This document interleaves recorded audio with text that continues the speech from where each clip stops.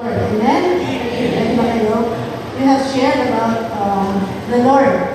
You have shared about Jesus, that He is the one who is delivering all our sufferings, everything, our troubles.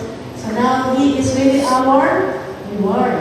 Christ is our reward. He is the joy of our salvation. He is our everything. So we will sing to the Lord how we felt today, what we have received today, during the time of the homily of Father and of course the leaders, the Actor Manila.